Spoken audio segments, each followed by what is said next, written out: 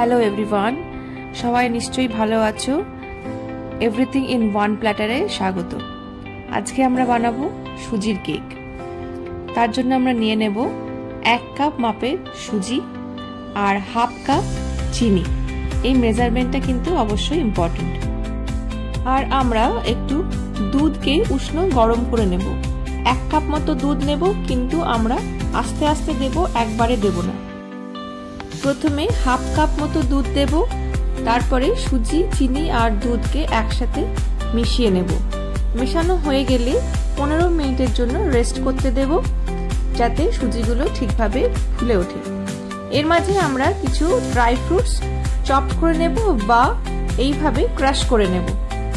আপনারা চাইলে ড্রাই ফ্রুটসের জায়গায় টুটি ফ্রুটি বা চেরি ইউজ করতে পারেন। এবারে আমরা যে কেক টিনে বেক করব, সেখানে আমরা অয়েল গ্রিজ করে নেব। আমি কিছু কাপ কেকসও বানাবো, সেই জন্য আমি কিছু সিলিকন মোল্ডেও অয়েল ব্রাশ করে নিলাম। আমি কিন্তু কেক টিনের জায়গায় প্লেন টিফিন বক্স ইউজ করেছি।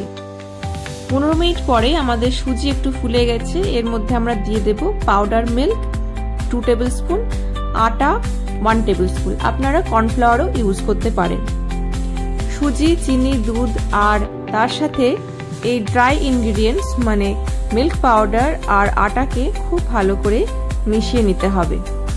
কেক ব্যাটারের কনসিস্টেন্সি মেনটেন করার জন্য আমরা দিয়ে দেব আর একটু দুধ। খুব ভালো করে মিক্সারটাকে মিক্স করে নিতে হবে, যাতে কোনো লাম্পস না থাকে। এবার দিয়ে দেব 1/4 কাপ মতো অয়েল। আপনারা বাটার বা ঘিও ইউজ করতে পারেন। সবকে একসাথে মিক্স করে নিয়ে মিক্সির জারের মধ্যে দিয়ে দেব গ্রাইন্ড করার জন্য। এখানে যেহেতু সুজির কেক বানানো হচ্ছে, সেই জন্য ব্যাটারকে মিক্সিতে গ্রাইন্ড করে নেওয়াটা খুব দরকার, যাতে ব্যাটার অনেকটা মসৃণ হয়ে যায়। এখানে যদি আপনাদের মনে হয় আরেকটু দুধ দেওয়ার প্রয়োজন, তাহলে আপনারা অল্প একটু দুধ দিয়ে নিতে পারেন। 30 সেকেন্ড মতো মিক্সিতে ঘোরালে পরেই ব্যাটার সুন্দর তৈরি হয়ে যাবে।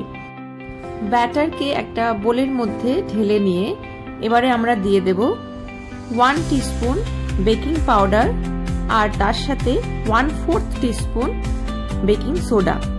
আর বেকিং পাউডার, বেকিং সোডাকে অ্যাক্টিভেট করার জন্য আমাদেরকে দিতে হবে 1 টিস্পুন ভিনিগার। ভিনিগারের জায়গাতে কিন্তু আপনারা লেবুর রসও ব্যবহার করতে পারেন। এখানে বলে রাখি, লেবুর রস বা ভিনিগার ব্যবহার করার জন্য কিন্তু ব্যাটারের টেস্ট কখনোই টক হবে না। এবারে ব্যাটারের মধ্যে দিয়ে দিন আগে থেকে চপ করে রাখা ড্রাই ফ্রুটস। সব কিছুকে একসাথে ভালো করে মিশিয়ে নিয়ে এবারে কেক মোল্ডে ঢেলে নিতে হবে।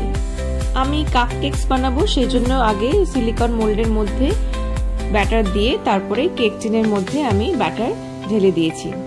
এবারে বেকিংয়ে বসানোর জন্য আমরা একটা কড়াই বা কোনো বড় পাত্রের মধ্যে একটা কোনো স্ট্যান্ড দিয়ে সেটাকে প্রিহিট করতে দিতে হবে। অবশ্যই ঢাকনার মধ্যে কিন্তু কোনো ছিদ্র না থাকে। 5 মিনিট মতো প্রিহিট হয়ে গেলে তার মধ্যে কেক টিন বসিয়ে ঢাকনা দিয়ে 30 মিনিটের জন্য ওয়েট করুন। আর মাইক্রোওভেনে কাপকেকস করতে গেলে মাত্র লাগবে 4 মিনিট। 4 মিনিটের মধ্যে আপনাদের সুন্দর কাপকেকস রেডি হয়ে যাবে।